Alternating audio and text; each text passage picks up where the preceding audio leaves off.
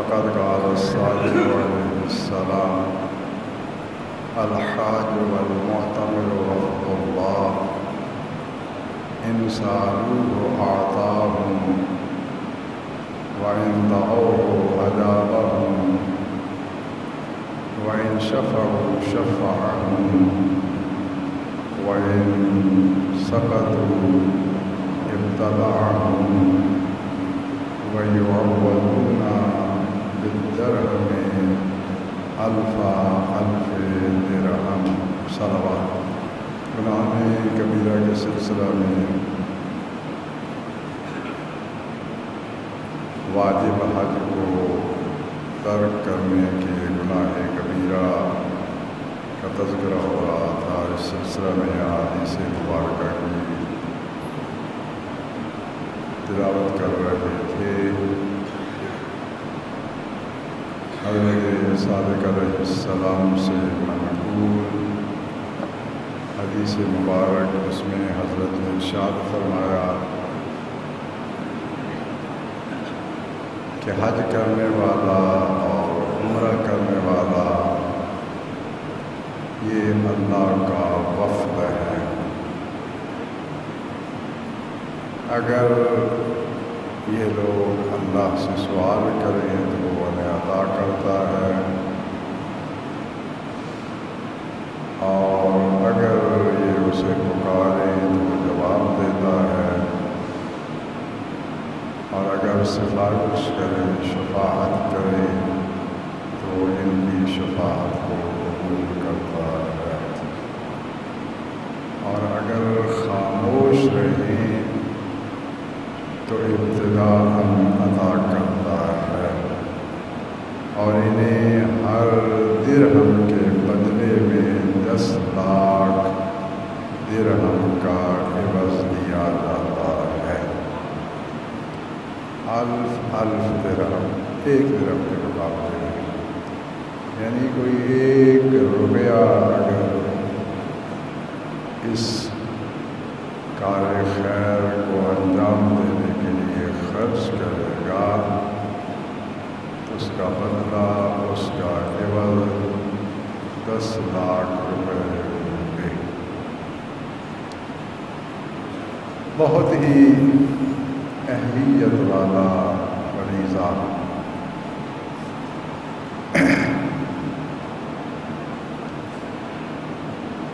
طول عمر کے لیے قبر میں آسانی کے لیے اور ناداری کو بھگانے کے لیے حج کی عبادت علیہ السلام ایک بہت ہی عظیم کردار اور اثر رکھتی ہے۔ سرکار دو عالم نے ایک حدیث میں ارشاد فرمایا کہ تابعوا بین الحج والعمرہ فإنہما ينفیان الفقر والذنوب کما ينفی القیر خبث الحدید۔ کیا حج اور عمرہ مطابقت سے انجام دیں، اس لیے کہ یہ دونوں ناداری اور گناہوں کی نفی کرتے ہیں۔ جس طرح کے لوہار کی بھٹی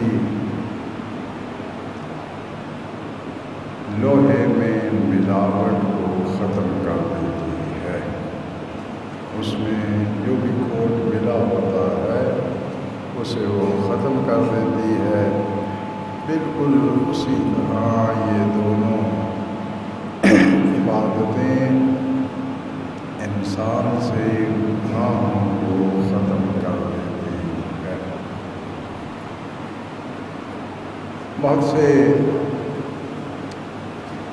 لوگوں کو یہ معاملہ بھی سامنے پیش آتا ہے کہ فلاں شخص ہر سال عمرہ کرتا ہے، ہر سال زیارت کرتا ہے، یا ہر سال حج کرتا ہے، ہمسائے میں غریب بیٹھے ہوئے ہیں، ان کے پاس کھانے کو روٹی نہیں ہے، مسلمانوں کی جوان بیٹیاں بیٹھی ہوئی ہیں، ان کی فکر نہیں ہے، حج کو اتنی اہمیت دے رہا ہے، ہر سال اتنا خرچ کرتا ہے۔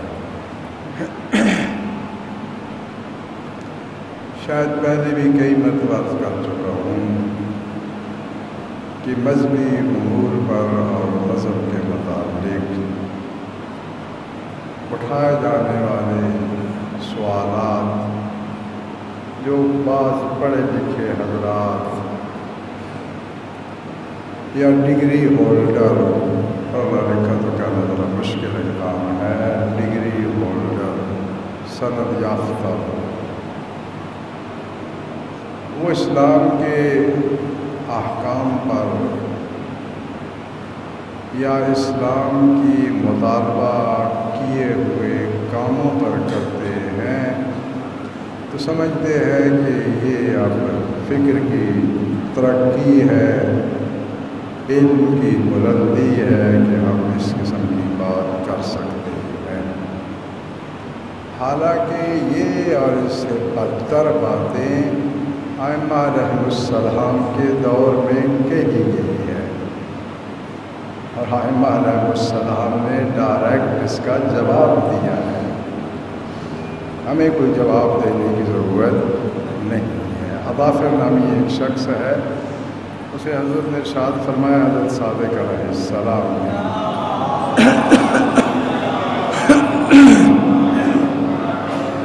ما یمنعک من الحج فی کل سنۃ، تجھے کس چیز نے روکا ہوا ہے کہ تو ہر سال حج انجام دے؟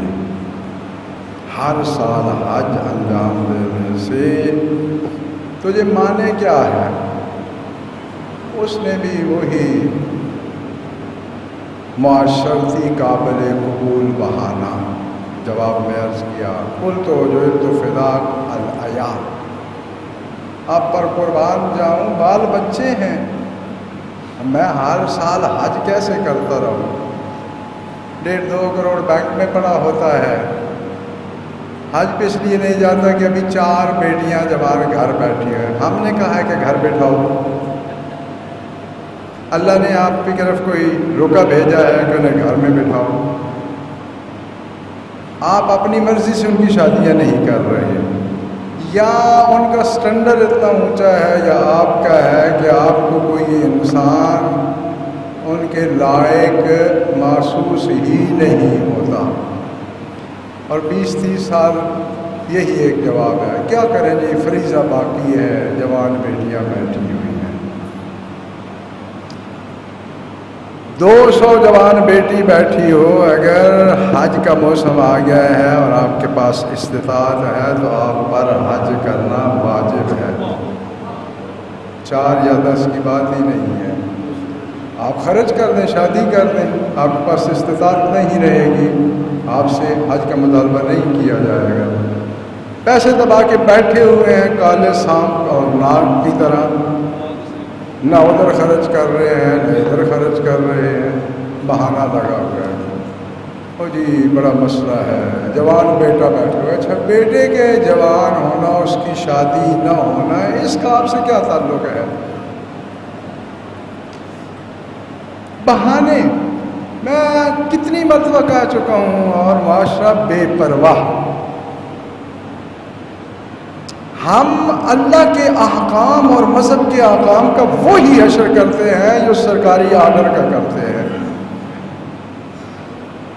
اب تو آئین کا تماشا آپ دیکھ رہے ہیں نا، کون اس کا تماشا بنانے میں شریک نہیں ہے؟ ہم نے اللہ کے قوانین کا بھی یہی حشر کر رکھا ہے۔ اللہ کا قانون اور کسی ملک کے قانون اور آئین میں فرق ہوتا ہے۔ ملک بیچارے کی نہ آنکھیں ہیں نہ ملک کے پاس طاقت ہے، جو ملک کی طاقت شمار ہوتے ہیں جب وہ ہی نشے میں مدہوش پڑے ہوں تو ملک نے کیا کرنا ہے؟ جو ملک کی آنکھیں شمار ہوتی ہیں وہ اندھے ہو گئے ہوں تو ملک نے کیا دیکھنا ہے؟ لیکن اللہ کے قانون میں ایسا نہیں ہے. جس نے قانون بنایا ہے وہ ہمارے دلوں ذہن میں گزرنے والے خیالات کی بھی اطلاع رکھتا ہے. اور سب سے بڑھ کر جو ہماری غلط فہمی ہے اور جس کی وجہ سے ہم اتنے چودھری اور دلیر بنے ہوئے ہیں وہ یہ ہے کہ یہاں کی عدالتوں کو گواہ چاہیے ہوتے ہیں. اللہ کی عدالت میں باہر سے گواہوں کی ضرورت نہیں ہے. یہ میرے اعضاء میرے خلاف گواہی دیں گے. وہ زمین کا ٹکڑا گواہی دے گا جہاں کھڑے ہو کے کسی نے نیکی کی ہوگی یا برائی کی ہوگی. اور وہاں یہ پروگرام بھی نہیں ہے کہ آج گواہ حاضر نہیں ہوا، آج وہ مریض ہو گیا، آج وکیل مریض ہو گیا، آج وہ ہو گیا. تو خدا را اس فرق کو جان کے، اس فرق کی طرف توجہ کر کے قانون الہی کا سامنا کیا کریں. یہ بہانے یہاں تو کام دے سکتے ہیں، وہاں نہیں دے سکتے. میرا موضوع نہیں ہے، ایک جملہ عرض کرتا چلوں. کسی شخص کو، حدیث کے الفاظ ہیں، کسی شخص کو لایا جائے گا، وہ عورتوں کا شکاری زندگی اس طور پہ گزاری اس نے. اب بارگاہ ربوبی میں لایا جائے گا عدالت میں، تو اللہ پاک پوچھے گا کہ یہ خباستیں کیوں کی؟ وہ کہے گا خدایا تو نے حسن دیا تھا تو خواتین میرے پیچھے بھاگتی تھی تو میں نے یہ کر دیا. اللہ پاک حکم دے گا حضرت یوسف علیہ السلام کہ یہاں آئیں. حضرت یوسف وہاں تشریف لائیں گے. اللہ پاک اس سے پوچھے گا کہ یہ یوسف زیادہ حسین ہے یا تو زیادہ حسین ہے؟ کیا اس پہ دل لٹانے والی نہیں تھی؟ اس نے بھی تو اپنے آپ کو روک کے رکھا نا. بس حسن دینے کا یہ مطلب تو نہیں ہے کہ آپ کے لیے گناہ کا دروازہ کھل گیا ہے. یہ بہانے بچوں کے لیے میں تو لے لیتا ہوں ماشاء اللہ. جب آپ نہیں ہوں گے تو پھر آپ کی جگہ پہ بچوں کے لیے کون لے گا؟ آپ بچوں کے رازق رزاق ہیں، آپ بچوں کے خالق ہیں. آپ کی ذمہ داری ہے. بس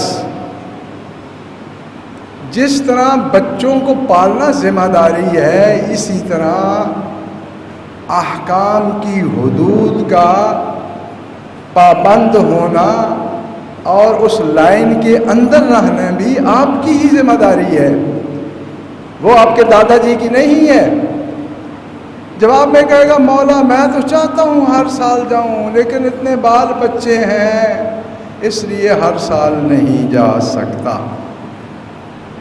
حضرت نے جو جملہ فرمایا وہ آپ بھی ذہنوں کے سپرد کر لیں. ہو سکتا ہے کہ آپ کے بھی بہت سے بے تکے بہانوں کا جواب ہو جائے اس میں. قال فقال اذا مت فمن لعیالک، اب تو ہے اور بچوں کے لیے تو حج پہ نہیں جاتا. جب تو مر جائے گا تو تیرے بچوں کا پھر کون کرے گا؟ اذا مت فمن لعیالک، پھر ان بچوں کے لیے کون کرے گا؟ اس کے بعد حضرت نے فرمایا اطعم عیالک الخل والزیت وحج بہم کل سنۃ، بچوں کو سرکے اور تیل سے روٹی کھلاؤ اور ہر سال انہیں ساتھ لے کر حج پہ جاؤ. ہمارے معاشرے کی ایک بڑی غربت اور مظلومیت جو میں نے بڑی دفعہ سنی ہے، حالات بڑے خراب ہو گیا جی. کیا ہوگا؟ دیکھیں جی آپ تو مہینہ مہینہ جو ہے ہم ہوٹلنگ نہیں کر سکتے، گھر والوں کو ہوٹل سے کھانا نہیں کھانا. بڑے حالات خراب ہو گئے ہیں جی. یہ نہیں جو باورچی خانے میں 2-4 من راشن پڑا ہے اس کی تو کوئی اہمیت نہیں. چونکہ ہوٹل پہ بیٹھ کے ہم کھانا نہیں کھا سکے 15-20 دن سے، اس لیے حالات بڑے خراب ہو گئے ہیں. اچھا آپ ناراض بعد میں ہو لینا، جمعے کے بعد ناراض ہو لینا، کوئی مسئلہ نہیں ہے. ابھی حوصلے سے سن لیں. ہمارا اصل میں پرابلم یہ ہے کہ ہمیں نعمتوں کی قدر ہی معلوم نہیں ہے.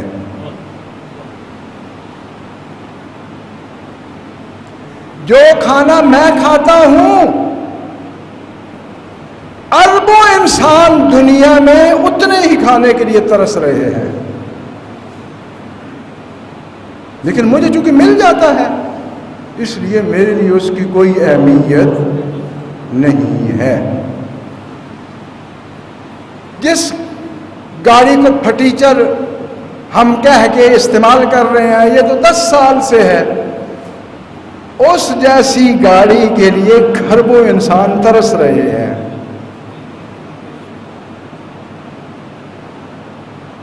وہ مولانا آزاد صاحب کی نارنگ خیال ہے، شاید ایک کتاب ہے کیا ہے ادب کی، تو اسے پڑھنے کے اتفاق وہ بہت پہلے انہوں نے اس میں ایک بڑا عزیز مضمون لکھا ہے کہ اللہ پاک کی طرف سے، ایک تخیلاتی مضمون ہے، اللہ پاک کی طرف سے اعلان ہوا، ایک فرشتہ کھڑا ہو گیا اونچی جگہ پہ کہ ہر شخص کے پاس جو دکھ تکلیف ہے اور وہ اس سے تنگ ہے آئے اس میدان میں وہ پھینک دیں. لو جی شروع ہو گئی لائنیں، لوگ لائن میں کھڑے ہیں، پھینکے جا رہے ہیں، پھینکے جا رہے ہیں، پھینکے جا رہے ہیں، انبار لگ گیا، پہاڑ بن گیا ان کے مضمون کے مطابق.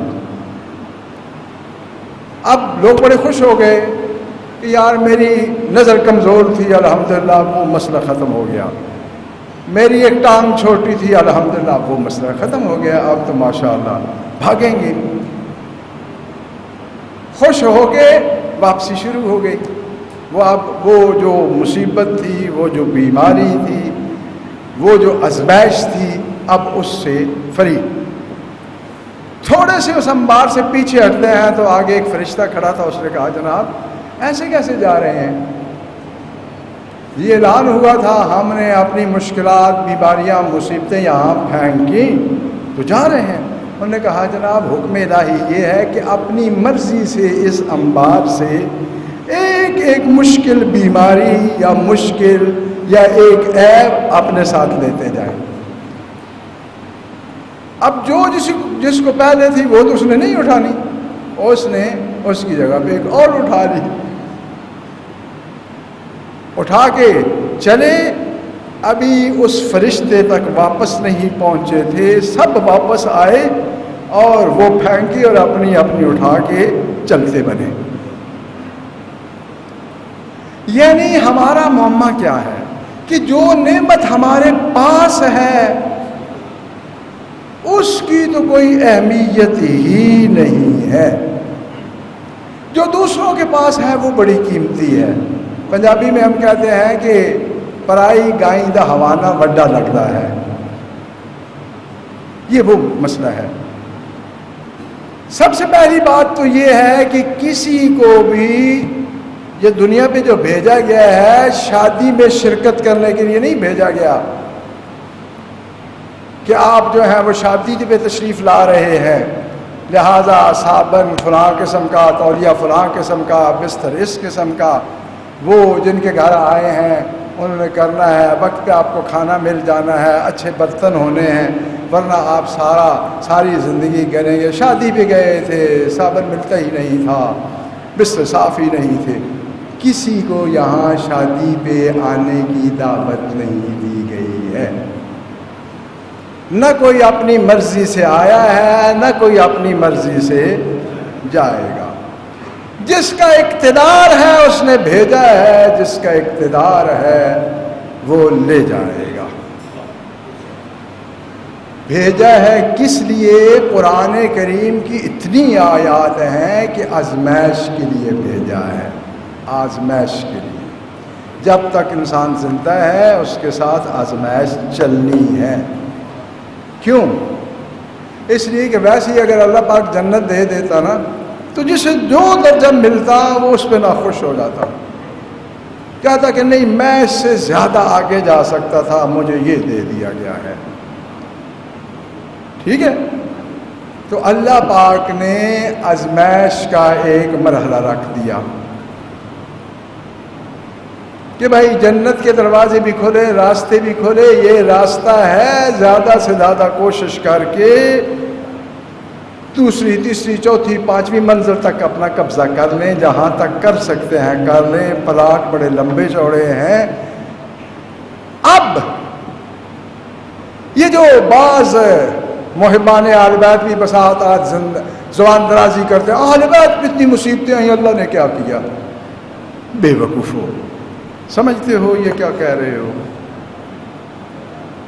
قیامت والے دن جو مدارج اہل بیت علیہ السلام کے پاس ہوں گے کسی نبی کے پاس نہیں ہوں گے. اور کوئی اگر نبی کہے گا کہ ان کو اتنی کی فضیلت دے دی ہے تو جواب وہاں سے آئے گا آپ کو بھی آزمایا تھا، ان کو بھی آزمایا ہے. انہوں نے اپنی آزمائشوں میں کامیابی حاصل کی، آپ ان آزمائشوں میں کامیاب نہیں ہو سکے. تو پھر قیامت میں جو علادت لگنی ہے وہاں سے منصب پانے کے لیے، کچھ لینے کے لیے یہاں آزمائش دینا ضروری ہے. یہ تبرک کی پلیٹیں نہیں ہیں یا مولا کی حاضری نہیں ہے کہ ہر شخص کو ایک پلیٹ حلوے کی مل جائے گی. یہاں کام کرنا ہے، آزمائش سے اپنا جوہر دکھانا ہے. جتنا آزمائش میں ہم نے جوہر دکھانا ہے اتنا ہی وہاں اس کا عوض لینا ہے. اور کوئی اگر کہے گا کہ اس کو زیادہ کیوں مل گیا ہے تو بے نیاز جواب دے گا اس نے یہ آزمائش مکمل طریقے سے، آسان طریقے سے اس آزمائش کا امتحان پاس کیا، تو نہیں کر سکا. لہذا اہل بیت علیہ السلام کے پاس اختیار تھا. اگر مظلوم کربلا چاہتے تو جہاں خیام تھے اس کے ارد گرد جو ہے وہ جنت کی نہریں بہنا شروع ہو جاتی. لیکن امتحان میں معجزات نہیں دکھائے جاتے، وہاں اپنا صبر دکھایا جاتا ہے، وہاں اللہ کی مرضی کو ترجیح دینا مقصد ہوتا ہے. میں آخری جملہ کہہ رہا ہوں کہ مصائب کے لیے نہیں، سمجھانے کے لیے. حضرت سید الشہداء کی زندگی کے آخری لمحات تھے، ہماری یہ حدیث ہیں. ایک فرشتہ آتا ہے، سبز رنگ کا کپڑا ہے، عرش سے لایا، جس پہ لکھا ہوا تھا کہ ہم نے تجھ پر شہید ہونا لازم قرار نہیں دیا ہے. نصرت اشقیاء کے سروں تک اتر چکی ہے. اب بھی چاہیں تو ہم میدان جنگ کا نقشہ تبدیل کر دیتے ہیں، اور جو مدارج آپ کو شہادت کے بعد ملنے ہیں وہی مدارج بھی عطا کریں گے، اس میں بھی کوئی کمی نہیں آئے گی. اشقیاء کے سروں تک نصرت آ گئی ہے. نواسہ رسول نے عرض کی خدایا اب اتنے ساتھی جب اس راہ میں قربان ہو چکے ہیں، میں شہادت کو ہی ترجیح دوں گا، اب نہیں. تو یہ نہ سمجھنا کہ کسی مجبوری سے یہ شہادت ہو گئی، یہ اللہ کی خوشنودی سے، اپنی مرضی اور اختیار سے یہ شہادت کا نذرانہ پیش کیا گیا ہے. اس لیے کہا جاتا ہے کہ کہ عاشورہ کا دن در حقیقت انسان کے اختیار کے معراج کا دن ہے۔ جتنا سید الشہداء نے انسان کے اختیار کو عاشورہ کے روز معراج عنایت کی ہے، تاریخ انسانیت میں کسی کو یہ موقع ہی نہیں ملا ہے۔ بارگاہ رب العزت میں مسررانہ دعا ہے کہ بحق